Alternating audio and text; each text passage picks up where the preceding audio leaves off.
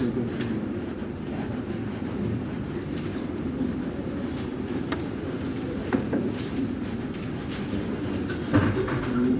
Gland हम लोगों ने स्टार्ट किया था। पिट्यूटरी का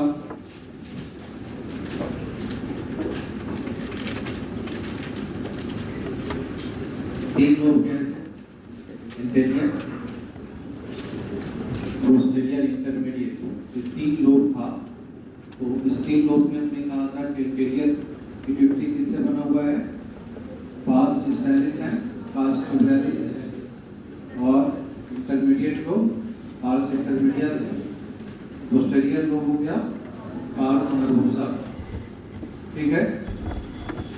दोनों में अगर बोला जाएगा तो मतलब ये तीन लोग में रिलेटेड लोग कौन होगा? Interior and intermediate. मतलब ये दोनों सेम पोर्शन का ओरिजिन शो करता है। ये दोनों ही एडिनोफाइसिस का कंपोनेंट होगा। और जो पोस्टीरियर लोब है वो आपको सेपरेट पार्ट रिप्रेजेंट करता है, जो हाइपोफाइसिस को रिप्रेजेंट करता है। तो यहाँ पे पिट्यूटरी में जो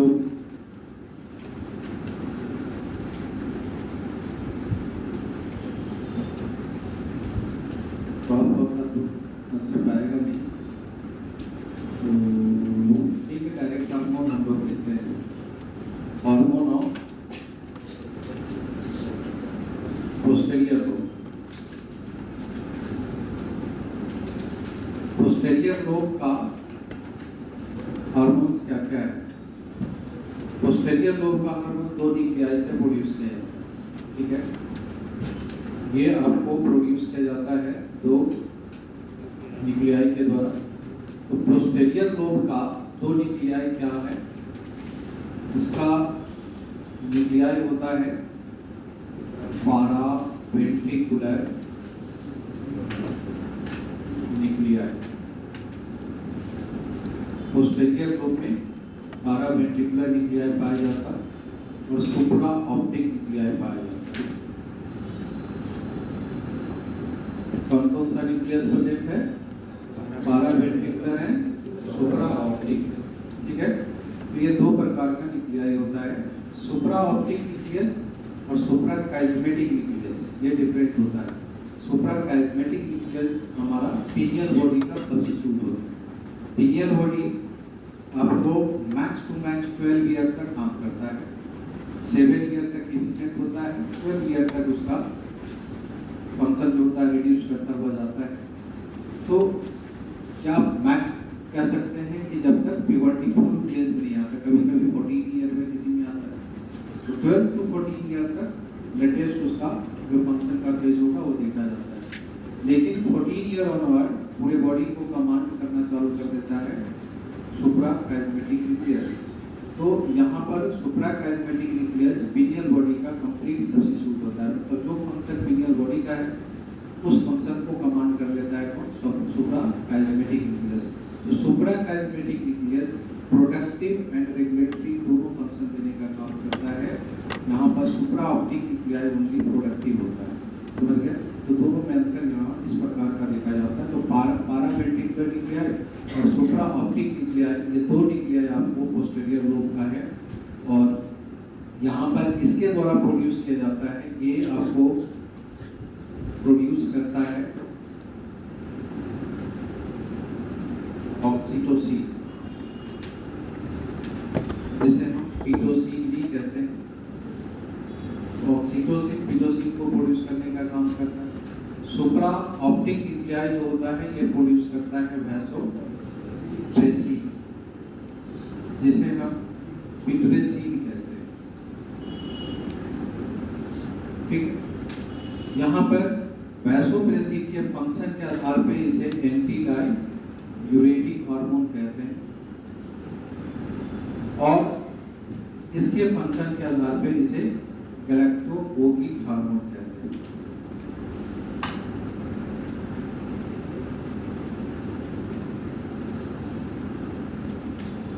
गैलेक्टोगोगिक हार्मोन कहलाता है। तो यहाँ पे ये दो तरह का हार्मोन इस दो अलग अलग न्यूक्लियाई से प्रोड्यूस किया जाता है। अब वैसोप्रेसिन और पिट्रेसिन की अगर बात करें, ये एक्चुअली एक्ट करने का काम करता है दो पोर्शन पे। ये काम करता है स्मूथ मसल्स पे और ब्लड वेसल्स के स्मूथ मसल्स पे काम करेगा। और दूसरा distal renal tubules, distal renal tubules यानी किडनी के ऊपर काम करता है।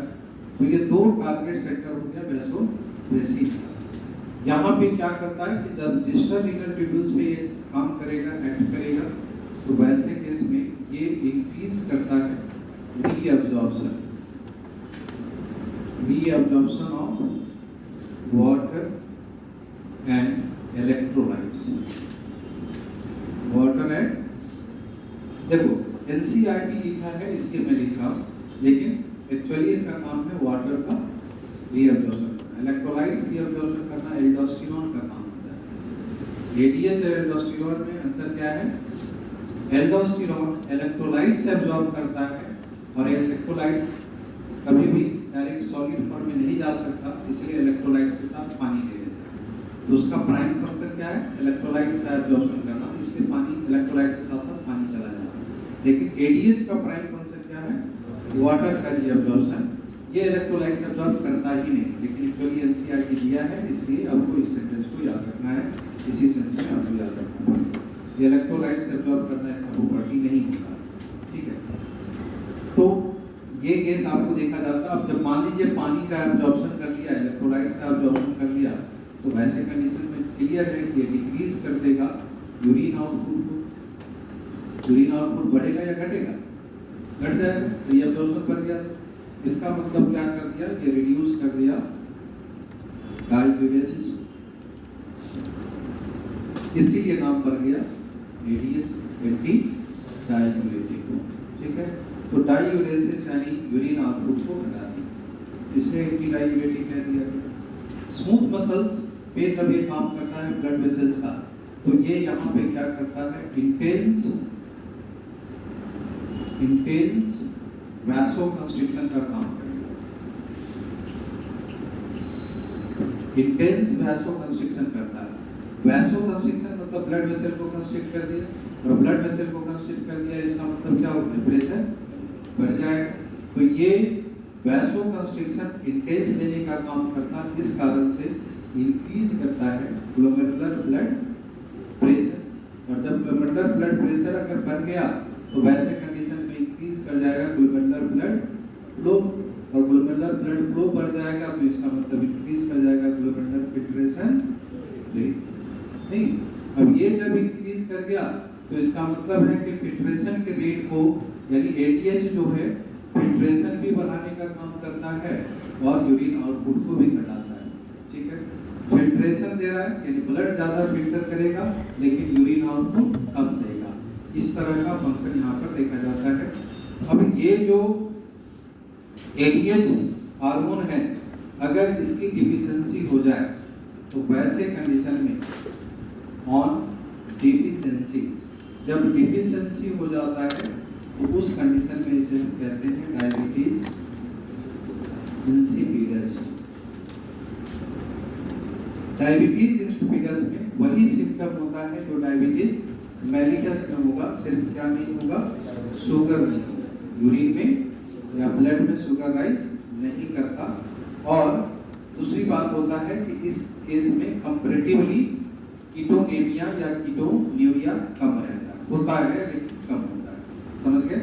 तो इसलिए मेन डिफरेंस यहाँ पर रह गया कि क्या नहीं होगा? ग्लाइकोसोरिया नहीं होगा और हाइपरग्लाइसेमिया नहीं होगा। ग्लाइकोसोरिया और हाइपरग्लाइसेमिया ये दो सिम्टम इसमें नहीं होगा। बाद बाकी जो सिम्टम हमने उसमें देखा था सेम कंडीशन होगा। पॉलीडिप्सिया भी होगा, डाययूरेसिस भी होगा, पॉलीयूरिया भी होगा, ये कीटोनुरिया का भी केस देखा जाएगा। ये सारे कंडीशन इसमें होगा जो मेलिटस में, ठीक है। तो ये डायबिटीज इंसिपिडस का कंडीशन हो सकता है। एडीएच का सेक्रेशन इनहिबिट कर जाता है जब कोई अल्कोहल इंटेक करता है, ठीक है। अल्कोहल इंटेक करने से मान लीजिए जो ड्रिंक करने वाले लोग होते हैं, तो या एक्सेस को ये नहीं, मतलब ड्रग्स भी कोई लेता है, जैसे बहुत ज़्यादा मात्रा में अगर एंटीबायोटिक खा रहे हैं, कोई भी एक बात दिमाग में रखो, जितने भी ड्रग्स हैं 95% ड्रग्स ऑक्सीडाइजिंग एजेंट, यानी कोई भी ऑक्सीडाइजिंग एजेंट हमारे बॉडी में ज़्यादा क्वांटिटी में जाता है तो ऐसे कंडीशन में क्या होता है, एटीएच का प्रोडक्शन घट जाता है और यूरिन आउटपुट आपका बढ़ जाता है, बॉडी डिहाइड्रेटेड हो जाता है, इसकी बॉडी कमजोर फील करता है। एंटीबायोटिक देखो, अगर एजिथ्रोमाइसिन 500 ले लो तो आप देखो कि आपकी शरीर जो है सो आज लोगे कल ही आपको कमजोरी फील हो जाएगा, वीकनेस लगने लगेगा। तो आदमी क्या सोचता है कि हेल्थ खराब है इसलिए कमजोरी हो रहा है, कमजोरी हेल्थ से नहीं हुआ है, एंटीबायोटिक के कारण हुआ है। हेल्थ आपका वीकनेस जो आया एंटीबायोटिक के कमी के कारण है। क्यों, क्या कर दिया, बॉडी को पूरी तरह से डिहाइड्रेट कर देता है, पानी एब्जॉर्ब ही नहीं होने देता। तो इसलिए ऐसा कंडीशन होता है कि कोई भी ऑक्सीडाइजिंग एजेंट हो, अल्कोहल हो, ड्रग्स हो, ये इनहिबिट करता है, इनहिबिटेड बाय अल्कोहल और ड्रग्स। इसीलिए पीने वाले लोग बार बार जाता है, समझ गए? यहाँ पीने का सच पानी नहीं है, हमेशा पानी की बात होता है, यहाँ पानी पीने की बात होती है। पानी जितना पिएंगे कोई फर्क नहीं पड़ता, लेकिन इसके अलावा कोई पीता है तो जाना पड़ेगा। तो ये आपका वैसोप्रेसिन का फंक्शन इस प्रकार का है। ऑक्सीटोसिन और पिटोसिन की अगर बात करें, ये क्या करता है, इसका एक्शन अगर कहा जाएगा तो ये स्मूथ मसल पे काम करता है, ये ओवरऑल स्मूथ मसल्स के ऊपर काम करता है, ठीक है। तो ओवरऑल अगर कहा जाए ऑक्सीटोसिन और पिटोसिन, यहाँ पर नाम पिटोसिन पिट्रेसिन दिया, पिटोसिन पिट्रेसिन नाम, यानी यहाँ पर ये जो नाम दिया गया है, पीटो का मतलब होता है, pito means contraction, vibration, pito means contraction, vibration.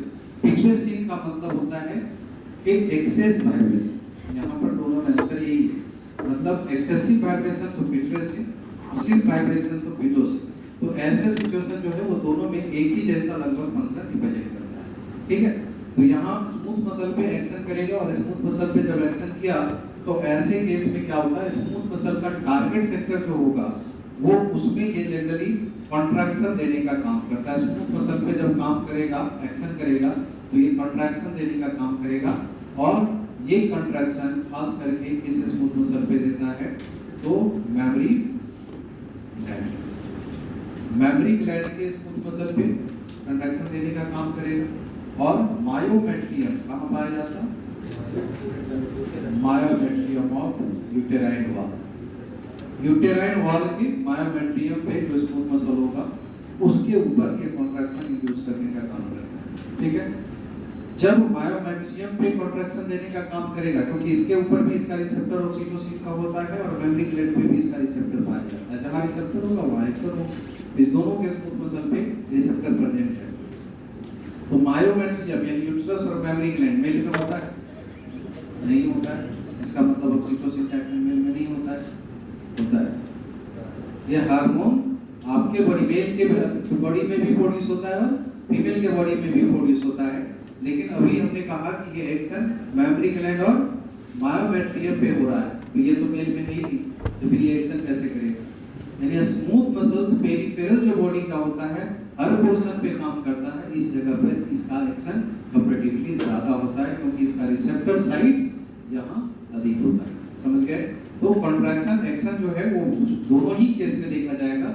ऐसा देख करके कभी मत कहना कि ऑक्सीटोसिन एब्सेंट इनमें या ऑक्सीटोसिन का एक्शन नहीं होता मेल, ऐसा नहीं है, एक्शन दोनों में होगा, लेकिन प्रीडोमिनेंट एक्शन होगा फीमेल में, क्योंकि रिसेप्टर साइड यहाँ उसका सफिशिएंट है, लार्ज स्केल पे पाया जाता है। तो मायोमेट्रियम पे जब कॉन्ट्रैक्शन देगा तो ऐसे कंडीशन पे ये इसके कॉन्ट्रैक्शन के कॉन्ट्रैक्शन होने के कारण, कॉन्ट्रैक्शन होने से पहले स्टार्ट करता है लेबर पेन, तो ये स्टार्ट कर देगा लेबर पेन। अब ये लेबर पेन स्टार्ट करने के बाद यही पॉजिटिव फीडबैक देता है, और पॉजिटिव फीडबैक देकर के इसके कॉन्ट्रैक्शन को बढ़ाता है, यानी ये increase vigorous contraction by its positive feedback। अब विगरस कॉन्ट्रैक्शन देगा तो उस कंडीशन में हेल्प करेगा पार्चुलेशन।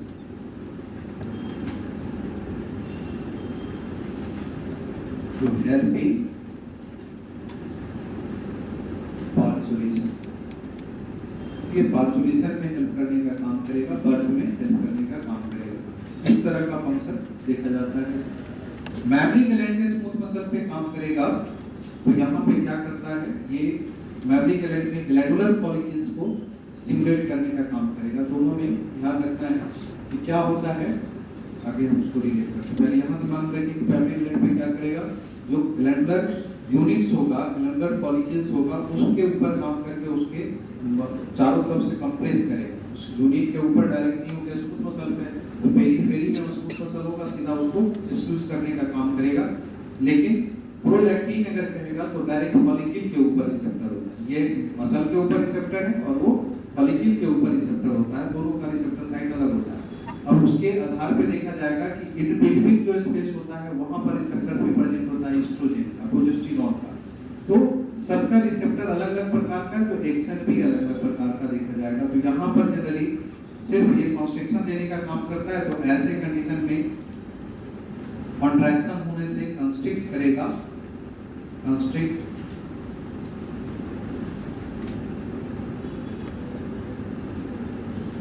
फॉलिकल्स या ग्लैंडुलर फॉलिकल्स कर दीजिए, ग्लैंडुलर फॉलिकल्स। और जब इसको कंस्ट्रिक्ट करेगा उस केस में रिलीज मिल्क आउटसाइड ग्लैंड से बाहर मिल्क को निकालने का काम करेगा। यानी एक प्रकार से ये मिल्क का इंजेक्शन देने का काम करता है। इस तरह का फंक्शन देने का मतलब ये मिल्क इंजेक्शन का काम करता है।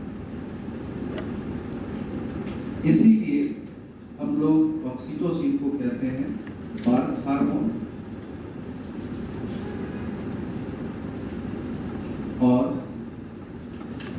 मिल्क लेट डाउन हार्मोन, यानी मिल्क इंजेक्शन हार्मोन। ठीक है, मिल्क लेट डाउन हार्मोन और milk injection hormone.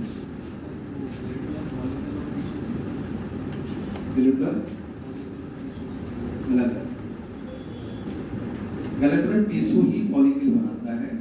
Glandular tissue बोलोगे तो फॉलिकल एक वही हो गया। फॉलिकल कहने का मतलब एल्वियोली, मैमरी ग्लैंड का एल्वियोली, वो फॉलिकल कहलाता है।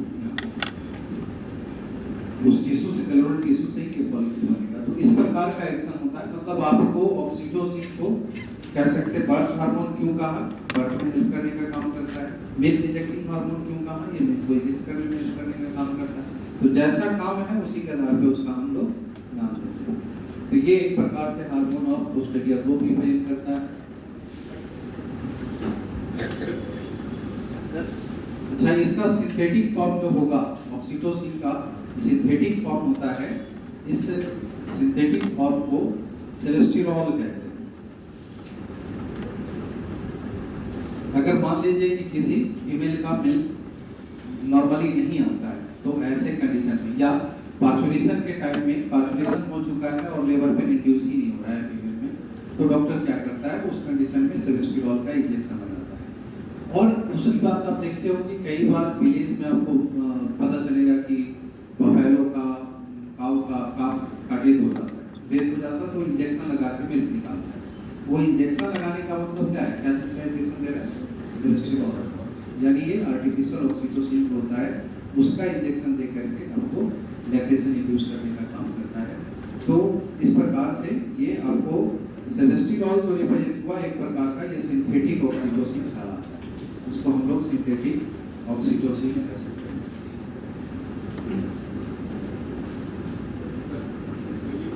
किसका? STILBESTEROL।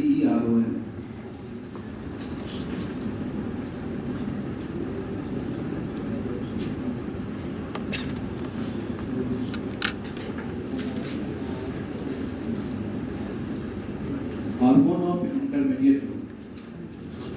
इंटरमीडिएट लोब का जो हार्मोन होता है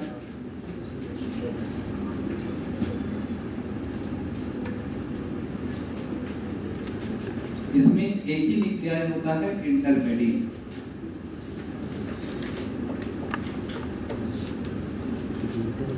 और ये इंटरमेडिएट न्यूक्लियाई जो होता है वो इंटरमेडिएट हार्मोन को प्रोड्यूस करने का काम करता है। ये आपको रिलीज करता है इंटरमेडिएट को, यानी एमएसएच, मेलानोसाइट स्टिमुलेटिंग हार्मोन। ठीक है, intermediate nuclei intermediate hormone produce करता है, उस इंटरमेडिएट को कहते हैं एमएसएच। तो मेलानोसाइट स्टिमुलेटिंग हार्मोन को प्रोड्यूस करने का काम करता है। अब ये इंटरमीडिएट न्यूक्लियाई की बात किया जाए या इंटरमीडिएट लोब कहा जाए, ये जो होता है आपको वेल डिफाइंड होता है इन पोइकिलोथर्मिक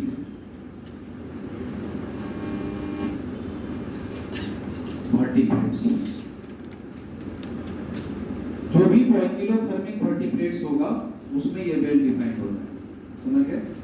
कोल्ड ब्लडेड जो वर्टिब्रेट्स होता उसमें ये एफिशिएंटली काम करता है। और ये एक्चुअली इसका जो केस देखा जाएगा ये आपको वेस्टिजियल होता है क्यों?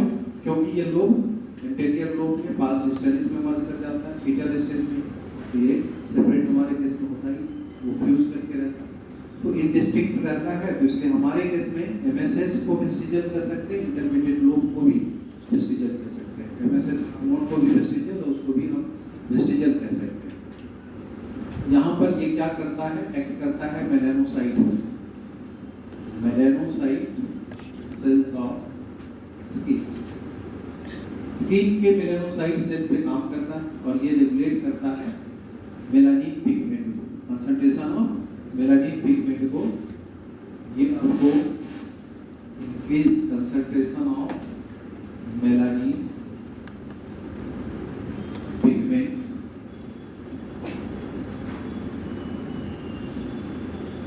in strong intensity of light। जैसे लाइट अगर आएगा तो लाइट पड़ने के बाद ये क्या होता है, मेलानिन पिगमेंट पूरी तरह से एक जगह कंसंट्रेट कर जाएगा और कलर डार्क कर देगा।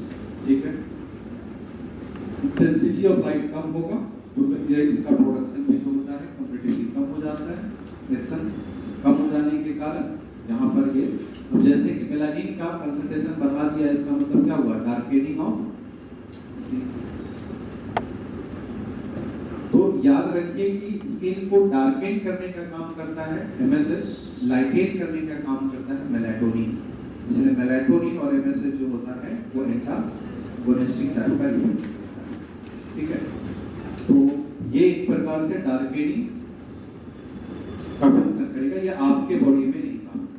ठीक है, मेलाटोनिन का केस आपको आपके बॉडी में एक्टिवेट करने वाला नहीं है, वो काम नहीं करता। तो ये आपका हार्मोन इंटरमीडिएट लोब का देखा जाता है। हार्मोन्स ऑफ एंटीरियर लोब का हार्मोन अगर कहेंगे तो एंटीरियर लोब में डिफरेंट हार्मोन है, बहुत सारे हार्मोन है। तो ऐसे केस में हम लोग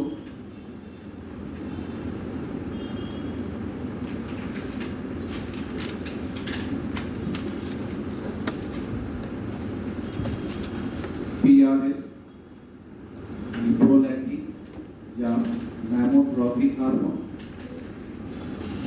प्रोलैक्टिन और मैमोट्रोपिक हार्मोन को हम मैमोट्रोपिन भी कहते हैं, मैमोट्रोपिन कहते हैं, और इसी को मैटरनिटी हार्मोन भी कहा जाता है, मैटरनिटी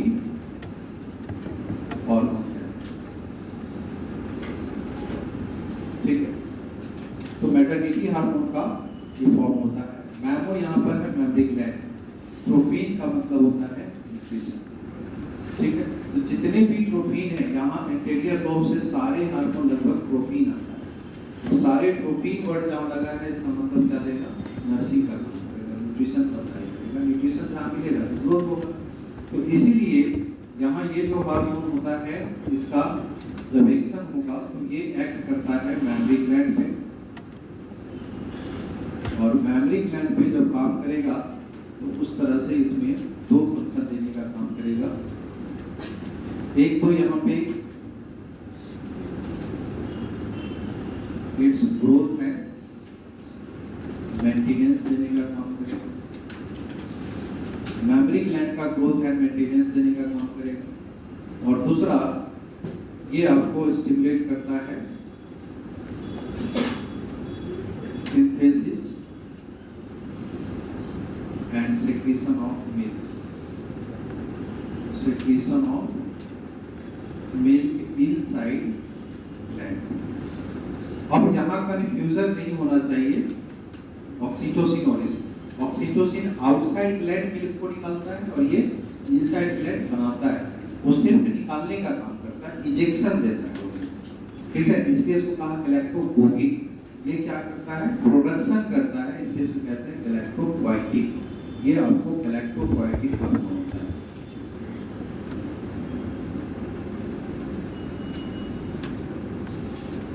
गैलेक्टोपोएटिक हार्मोन का काम करेगा, मतलब मिल्क को बनाने का काम करता है। तो ग्रोथ एंड मेंटेनेंस देने का ये काम करता है। अब मेमोरी ग्लैंड पे सिर्फ प्रोलैक्टिन ही काम नहीं करता, मेमोरी ग्लैंड के ऊपर काम करने वाला जो हार्मोन है यहाँ पर ये भी काम करता है। इसके साथ साथ इसके ऊपर आपको अभी हमने देखा कि ऑक्सीटोसिन भी काम कर रहा है, इसके ऊपर आपको एस्ट्रोजेन भी काम करता है, इसके ऊपर आपको प्रोजेस्टेरोन भी काम करता है। ये सभी का रिसेप्टर प्रेजेंट होता है। अब यहाँ पे जो इस तरह का कहा कि ग्रोथ एंड मेंटेनेंस जो हमने वर्ड यूज किया है, तो ध्यान रखिए मेमोरी ग्लैंड का जो ग्रोथ मेंटेनेंस है, मींस यहाँ पे ग्लैंडुलर पोर्शन का ग्रोथ मेंटेनेंस ये देगा। ये जो ग्रोथ एंड मेंटेनेंस है वो होगा ऑफ ग्लैंडुलर फॉलिकल्स, उसको सिर्फ देने का काम करेगा। उसकी ग्रोथ जो है ये आपको मेमोट्रोपिन देता है, समझ गया? तो उसके लिए रिस्पॉन्सिबल होता है। लेकिन आपका ऑक्सीटोसिन क्या करेगा? मेमोरी ग्लैंड के मसल पे काम करता है, तो मस्कुलर जो डेवलपमेंट उसका होगा उसके लिए रिस्पॉन्सिबल होगा ऑक्सीटोसिन। लेकिन उसके अंदर में फाइब्रस टिश्यू एंड एडिपोज होता है, मेमोरी ग्लैंड के अंदर में फाइब्रस टिश्यू एंड एडिपोज होता है। उसके ग्रोथ के लिए एडिपोज को ग्रोथ कराता है एस्ट्रोजन, फाइबर को ग्रोथ कराता है प्रोजेस्टेरोन। ये सभी मिलकर के मेमोरी ग्लैंड के साइज को एनलार्ज करता है। तो इस तरह से ये सभी का अलग अलग टारगेट सेक्टर होगा। ये ओनली फॉलिकल पे काम करेगा, यानी ग्लैंडुलर पोर्शन पे काम करेगा ऑक्सीटोसिन।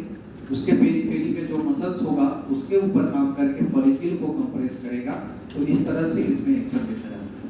ये समझ गए? इसमें कंफ्यूजन थोड़ा सा टर्म सेंटेंस से होता है, आंसर गलत होता है। वो गैलेक्टोपोएटिक है, ये गैलेक्टोपोएटिक है। वो सिर्फ मसल को कंट्रैक्ट करके फॉलिकल को स्क्वीज करता है। ये क्या करता है? फॉलिकल के ऊपर काम करता है, ना मसल के ऊपर काम करता, ना एडिपोज के ऊपर काम करता, ना फाइबर के ऊपर काम करता। उनकी काम करेगा एल्वियोली के ऊपर, एल्वियोली फॉलिकल्स के ऊपर, और उसमें मिल्क का सिंथेसिस, एल्वियोली के फॉर्मेशन, मेंटेनेंस और उसमें मिल्क का प्रोडक्शन देने का काम करेगा। तो इस तरह से ये फैक्टर जो होता है आपको मेमोट्रोपिक हार्मोन का डिसीजन।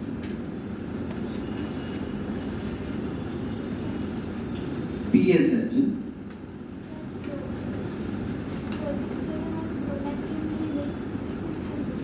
प्रोजेस्टेरोन और प्रोलैक्टिन में, हाँ इसका है प्रोलैक्टिन का प्रोजेस्टेरोन मतलब मिल्क इंजेक्शन, मिल्क सेक्रीशन। आपने वो सिनर्जिस्टिक इफेक्ट के बारे में वहाँ पर लिखा होगा, तो उसमें लिखा होगा कि मेमोरी ग्लैंड का growth and function regulated by the estrogen, progesterone and oxytocin, ये तीनों करके लिखा होगा, या नहीं तो दोनों का नाम लिखा होगा, ऐसे ही कुछ होगा। देखिए सेकंड पार्ट है प्रोजेस्टेरोन एक्ट ऑन सेंटेंस लाइए देखते हैं। वो एक्चुअल जो कॉन्सेप्ट है मैंने बताया, अगर वैसा कुछ सेंटेंस होगा तो देख करके मैं बता देता हूँ, हो सकता है मेरे दिमाग में। तो टीएसएच थायराइड स्टिमुलेटिंग हार्मोन जो होता है, इसको हम लोग कहते हैं थायरोट्रोपिन।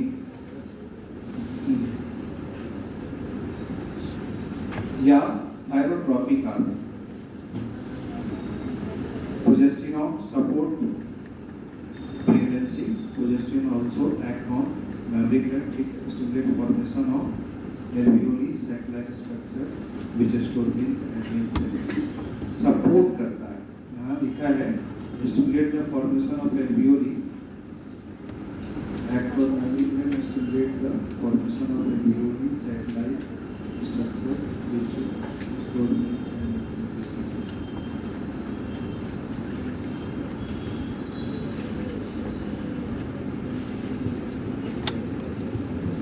यहाँ तक तो ठीक है, ये प्रोजेस्टेरॉन एक्ट करता है मेमोरी ग्लैंड पे, स्टिमुलेट करता है फॉर्मेशन ऑफ एल्वियोली नहीं लिख करके मेमोरी ग्लैंड लिखना चाहिए, ये एल्वियोली लिखा है।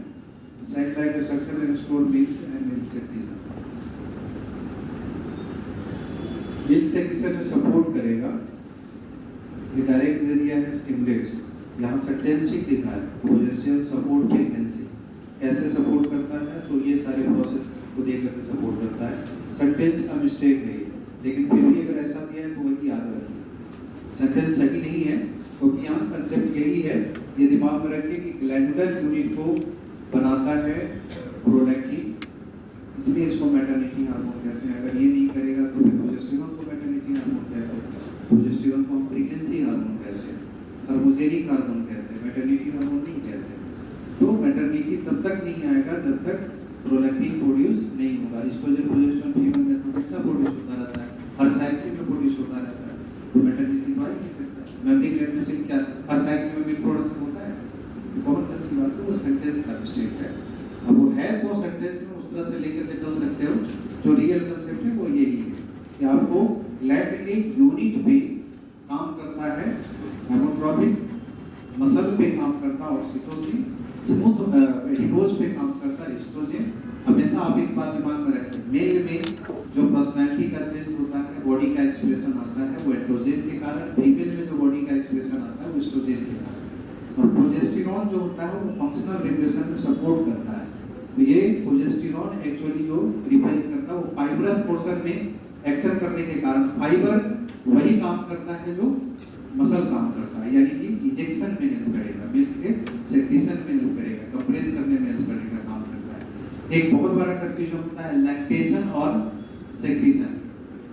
तो लैक्टेशन और सेक्रेशन वर्ड यूज किया जाएगा, हमेशा याद रखिए कि लैक्टेशन वर्ड यूज करते हैं प्रोलैक्टिन के, और इंजेक्शन फॉर वर्ड जो यूज किया जाता है वो यूज किया जाता है ऑक्सीटोसिन के लिए। तो लैक्टेशन जो मीनिंग है वो लैक्टेशन का मतलब मिल्क प्रोडक्शन करने से, ये भी सेक्रेशन है वो भी सेक्रेशन है, ये प्रोडक्टिव सेक्रेशन है वो इंजेक्टिव सेक्रेशन है, दोनों में अंतर यही है।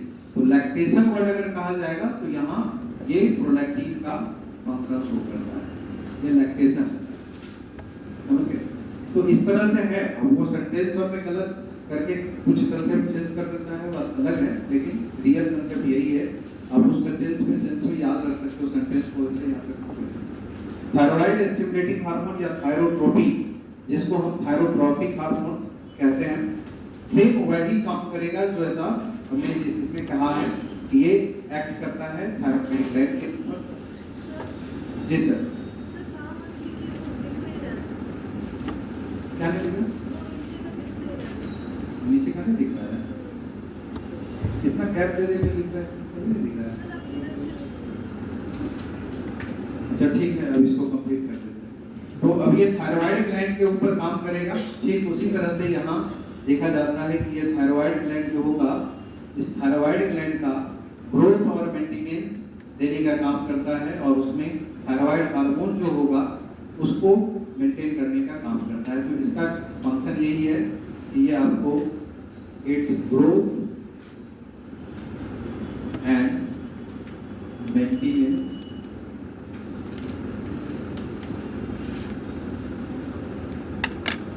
इसके ग्रोथ मेंटेनेंस में इन्वॉल्व होगा और रेगुलेट करता है synthesis and secretion of thyroid hormone.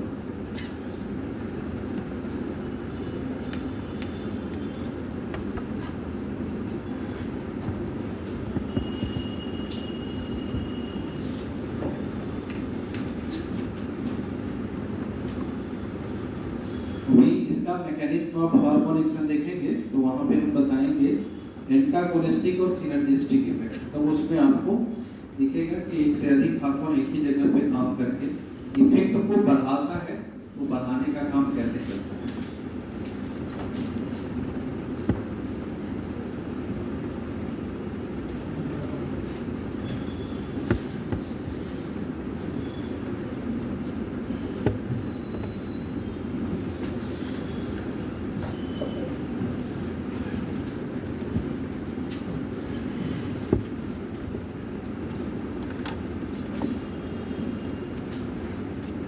ACTH एटिनोकॉर्टिकोट्रोपिक hormone यानी कॉर्टिकोट्रोपिन कह सकते हैं।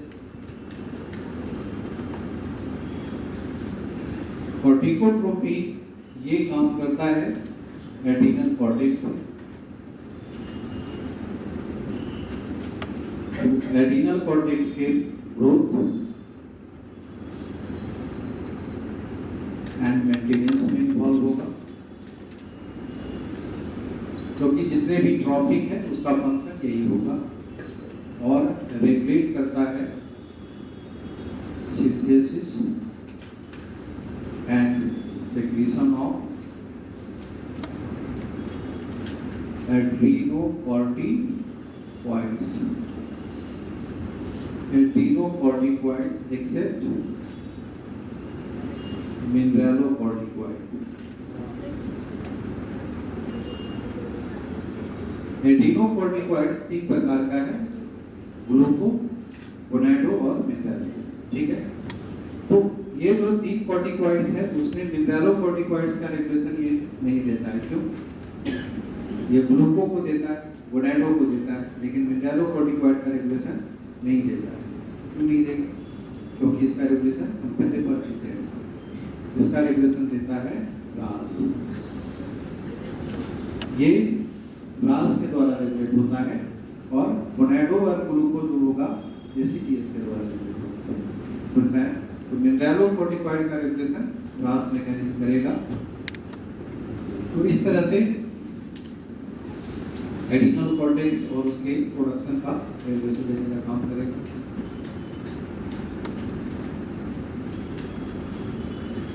गोनाडोट्रोपिक हार्मोन यानी गोनाडोट्रोपिन।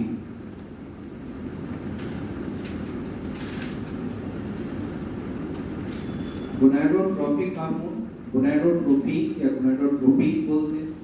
तो ये जो रिप्रेजेंट करता है ये 2 प्रकार का है। एक होता है FSH और एक LH, यानी फॉलिकल स्टिमुलेटिंग हार्मोन है, ल्यूटिनाइजिंग हार्मोन। ये 2 तरह का हार्मोन आपको मेल फीमेल दोनों में देखा जाता है।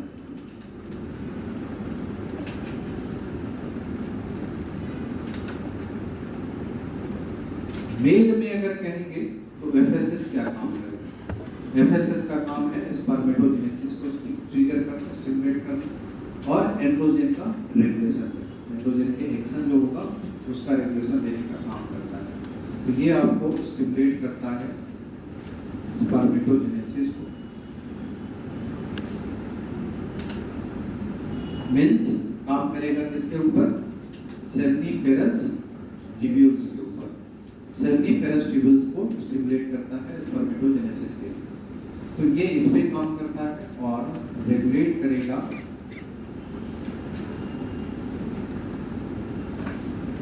Action of androgen. एंड्रोजन का एक्शन को रेगुलेट करने का काम करेगा। तो ये फंक्शन FSH का मेल में दिखाता है। LH का फंक्शन मेल में कहा जाएगा तो क्या कहेंगे? LH को मेल में ICSH कहते हैं। ये आपको जाना जाता है interstitial cell stimulating hormone. ICSH के नाम से इसलिए जाना जाता है कि ये स्टिमुलेट करता है, stimulate Leydig cell. Interstitial cell को मैमल्स में क्या कहते हैं? लीडिंग सेल्स कहते हैं। मैमल्स में लीडिंग सेल्स कहा जाता है। तो लीडिंग सेल्स को स्टिमुलेट करेगा और इसको स्टिमुलेट करके रिलीज कराता है leading cell to release androgen यानी testicular hormone for development and maintenance of male secondary sexual character. Male का सेकेंडरी सेक्सुअल कैरेक्टर को डेवलप और मेंटेन करने के लिए एंड्रोजन प्रोड्यूस करेगा लेडी सेल्स, और वो लेडी सेल्स को ट्रिगर करने का काम करता है LH interstitial cell stimulating hormone. तो इस तरह से देखा जाता है।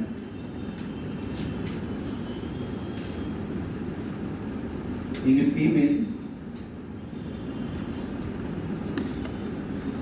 में एफएसएस का केस अगर बोला जाएगा तो ये फॉलिकल का ओवेरियन फॉलिकल का स्टिमुलेट करेगा उसके डेवलपमेंट के लिए। ये आपको स्टार्ट करता है formation and growth of ovarian follicles. Ovarian follicle का फॉर्मेशन एंड ग्रोथ को स्टार्ट करने का काम करेगा। ये इसका मेन फंक्शन रहता है। फीमेल में इस तरह से ओवेरियन फॉलिकल का जब फॉर्मेशन होगा तो फॉलिकल डेवलप करने से क्या बनता है, ग्रैनुलोसा सेल्स। क्या इंक्रीज करेगा, ग्रैनुलोसा सेल्स। जैसे जितना ज्यादा डेवलप होगा ग्रैनुलोसा सेल बढ़ता जाएगा, जिससे प्रोड्यूस होता है एस्ट्रोजन। तो ये आपको ग्रोथ देता है ovarian follicle to produce estrogen from their granulosa cells. Granulosa cell से एस्ट्रोजन प्रोडक्शन को बढ़ाने का काम करता है। तो एस्ट्रोजन प्रोडक्शन को भी ट्रिगर करने का काम एफएसएस करेगा। ये फंक्शन दिखा। एलएच का फंक्शन अगर कहेंगे फीमेल में तो ये आपको ग्रोथ एंड मैच्योरेशन देता है। Growth and maturation of ovarian follicles. Ovarian follicles का ग्रोथ एंड मैच्योरेशन देखो। पहला तो ये काम ये, और उस मैच्योरेशन के साथ जब फॉलिकल मैच्योर हो जाएगा तो मैच्योर्ड फॉलिकल को रप्चर करने का काम करेगा, मतलब ओवुलेशन देगा। रप्चरिंग ऑफ ओवेरियन फॉलिकल मतलब ओवुलेशन का केस होगा। तो ये आपको रप्चरिंग करता है और मैच्योर्ड ओवेरियन फॉलिकल यानी Graafian follicle. Mature ovarian follicle को कहते हैं ग्राफियन फॉलिकल, जिसको कहते हैं ओवुलेशन। यानी आपको ये ओवुलेशन देने का काम। तो एलएच का फंक्शन ओवुलेशन भी होगा। ओवुलेशन होने के बाद जो एम्प्टी फॉलिकल होता है उसको ट्रांसफॉर्म कर देता है किसमें, कॉर्पस ल्यूटियम में, और उसको मेंटेन करने का भी काम करेगा। यानी ये फॉर्मेशन देगा एंड मेंटेनेंस करता है of corpus luteum. Formation and maintenance corpus luteum का देगा। इस तरह का फंक्शन आपको एलएच का फीमेल में देखा है। तो मेल फीमेल में एफएसएच एलएच का जो फंक्शन होगा वो इस प्रकार का है। ठीक है, कोई कंफ्यूजन इसमें?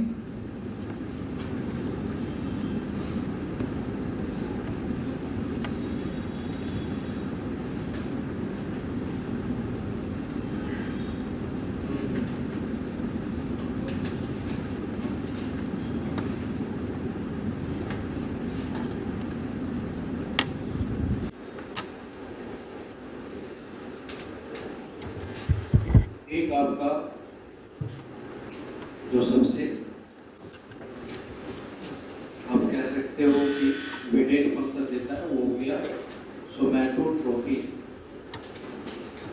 सोमैटोट्रोफी यानी सोमैटोट्रोफिक हार्मोन, या इसे कहते हैं female growth hormone. Female growth hormone और सोमैटोट्रोफिक हार्मोन। यहाँ पर इसका क्या कंडीशन है, सोमैटो का मतलब क्या होता है, बॉडी टिश्यू। सोमैटो का मतलब हो गया मतलब क्या होता है? न्यूट्रिशन। मतलब आपके बॉडी टिश्यू को ये न्यूट्रिशन देने का काम करेगा, और जब न्यूट्रिशन देगा तो इससे क्या होगा? ग्रोथ होगा। इसलिए नाम पड़ गया ग्रोथ हार्मोन। तो ग्रोथ हार्मोन बॉडी जो होता है वो बॉडी टिश्यू का ग्रोथ दिया न्यूट्रिशन दे करके, तो ऐसे केस में बॉडी का ग्रोथ देने का काम करेगा।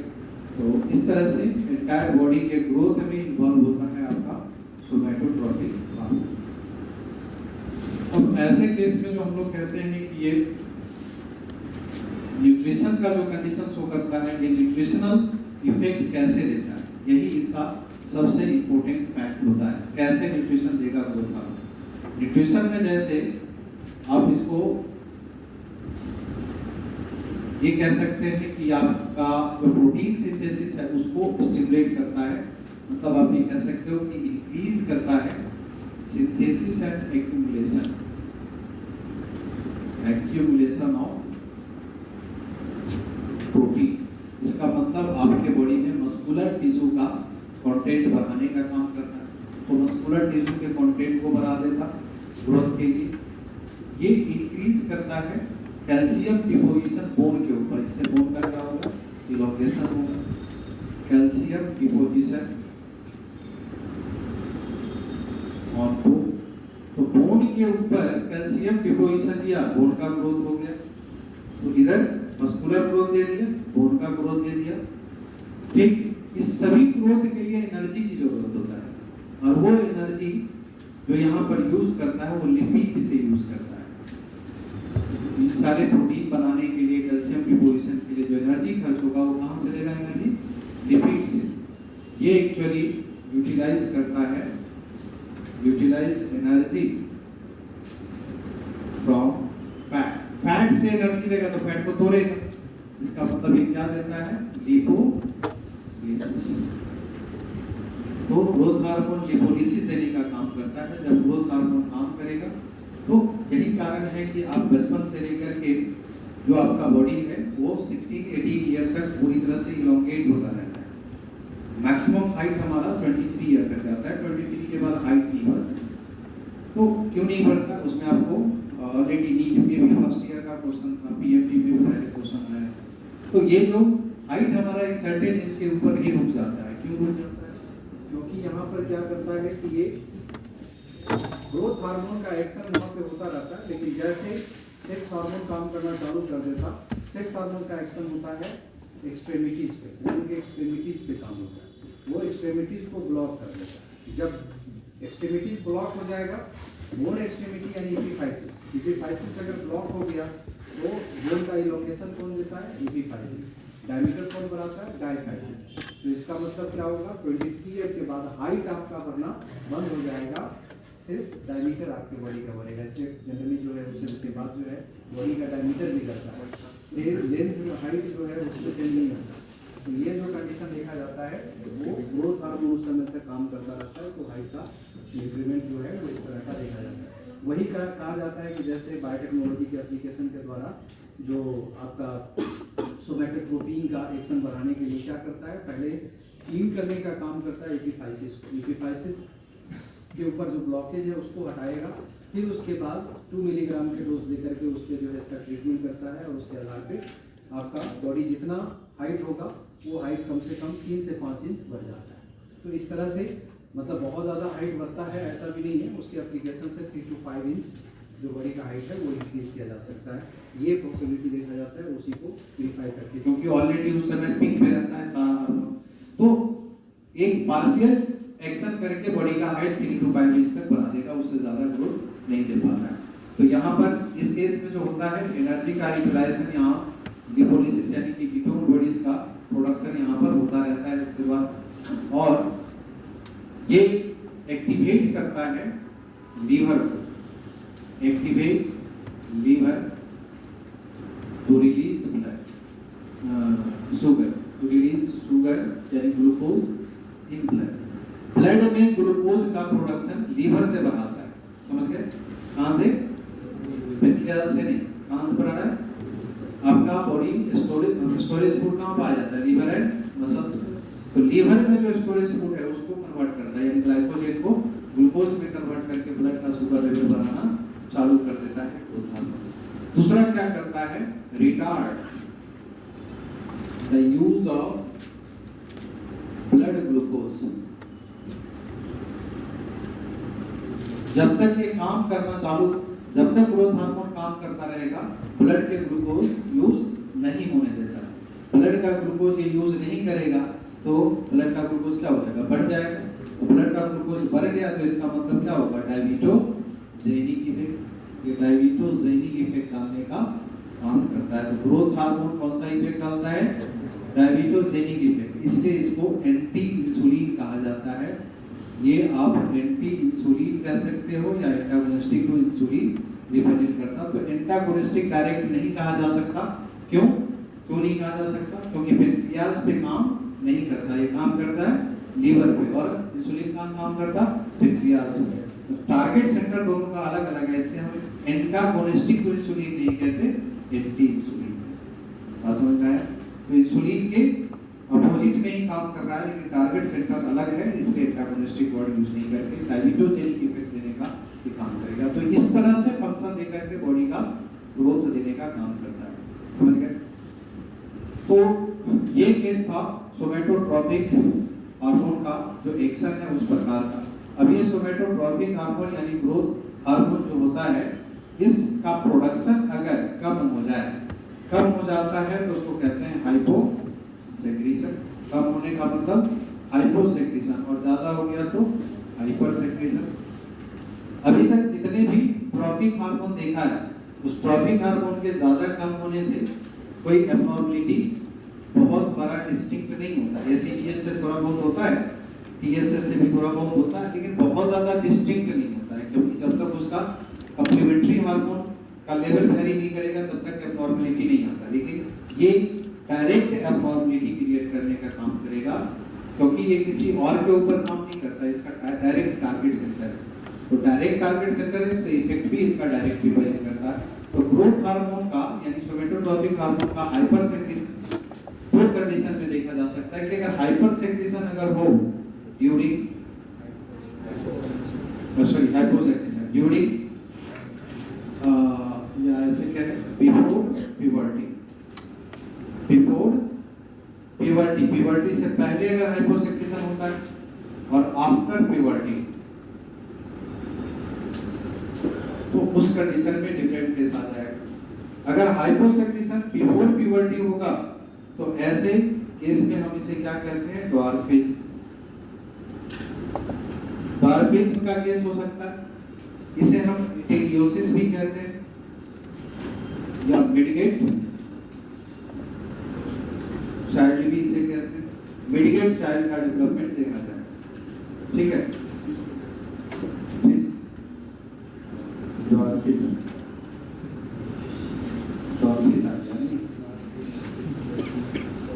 तो ये ड्वार्फिज्म का केस देखा जाता, यानी एटेलियोसिस और मिडगेट चाइल्ड का कंडीशन आ जाता है। इसका मतलब क्या है, जब ये होगा तो बॉडी का हाइट 4 फीट से ज्यादा नहीं होता है। समझ गए?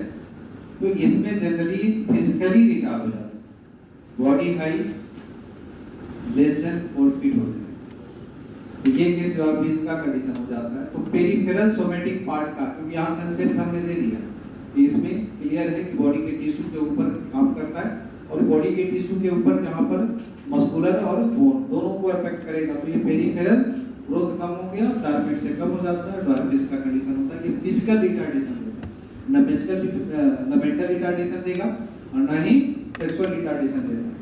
आगे हम पढ़ेंगे, वो भी ड्वार्फिज्म का केस होता है हाइपोथायरॉयडिज्म के केस में, वहां पर भी ड्वार्फिज्म होता है, लेकिन वो फिजिकल, मेंटल, सेक्सुअल तीनों प्रकार का होता है। तो ये केस सिर्फ फिजिकल रिटार्डेशन है, जिसको हम ड्वार्फिज्म कहते हैं।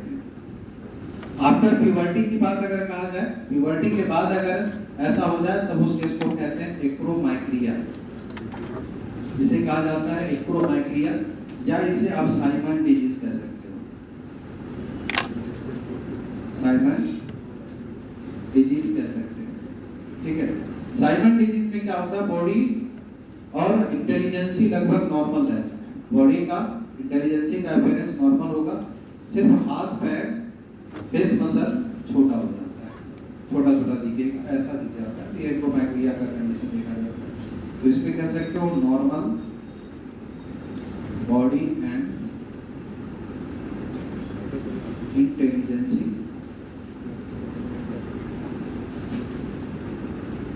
But reduced limbs, feets and face, खास करके उस मस्कुलर और स्केलेटल दोनों ग्रोथ कम हो जाता है। तो इस तरह का केस एक्रोमैग्लिया होता है, ठीक है।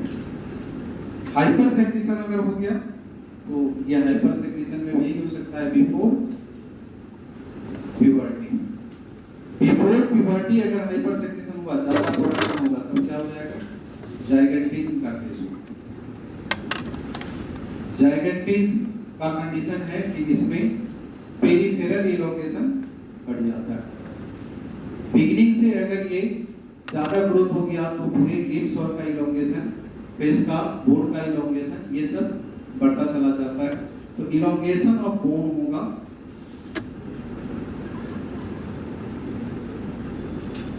एंड मसल्स, ये सारे पोर्शन चाहे लिप का बोन हो या फेस का बोन हो, सभी एक समान ग्रो करता है। तो ये आपको जाइगेंटिज्म का कंडीशन डिपेंड करता है, ठीक है। मेनली लिप बोन डिस्टिंक्ट दिखता है, इलोंगेशन ऑफ बोन कहते हैं, तो खास करके लॉन्गर लिप जो होगा वो आपको पता चलता है इसमें। तो लॉन्गर लिप्स का कंडीशन इसमें ऑब्जर्व किया जा सकता है।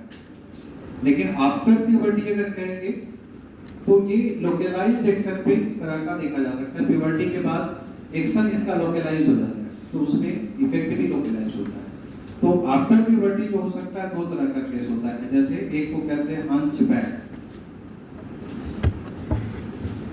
हंचबैक जिसे हम किफोसिस कहते हैं।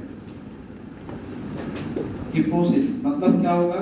कई लोगों में प्यूबर्टी के बाद अगर हाइट बढ़ता है तो बॉडी का हाइट बढ़ेगा, लेकिन ये हाथ पांव एक वैसा ही ओरिजिनल रहेगा, सिर्फ वर्टिब्रल कॉलम बढ़ जाता है, इसलिए वो बेंड हो जाता है। तो पूरा पेरिफेरल ग्रोथ होता तो बेंड नहीं करता, लेकिन क्या होता है, सिर्फ वर्टिब्रल कॉलम का एक्सेसिव इलोंगेशन हो जाता है तो बेंड कर जाता है।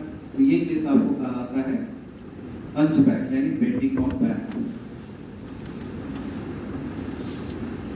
सिर्फ वर्टिब्रल कॉलम का एक्सेसिव इलोंगेशन होगा, लोकलाइज्ड एक्शन होता है। दूसरा इसमें देखा जाता है कि आफ्टर प्यूबर्टी इसके एक्शन आपको अगर होता है लोकलाइज्ड फॉर्म में, तो ये केस आपको कहलाता है एक्रोमिगेली।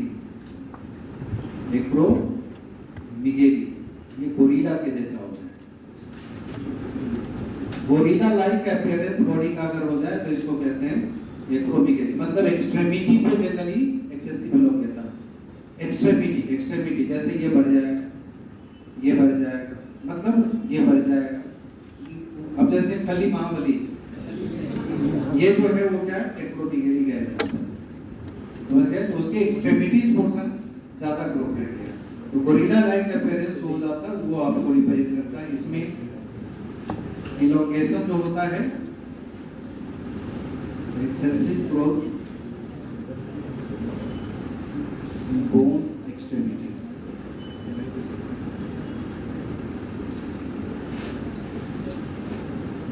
और ये अगर मिडिल एज में हो, प्यूबर्टी के तुरंत बाद ना स्टार्ट होकर के मिडिल एज में हुआ, ऐसे पर्सन अपना कंप्लीट लाइफ सर्वाइव नहीं कर पाता, प्री मैच्योर डेथ हो जाता है। इस केस में एक्रोमिगेली का कंडीशन जो होगा, प्री मैच्योर डेथ हो सकता है if it happens in middle age। Middle age में जाकर के अगर ऐसा एक्शन होगा तो उस केस में आपको इसका डेथ भी हो सकता है। एक्रोमिगेली का कंडीशन जो होता है वो एक प्रकार का फेटल ओवरग्रोथ का कंडीशन हो सकता है, ठीक है।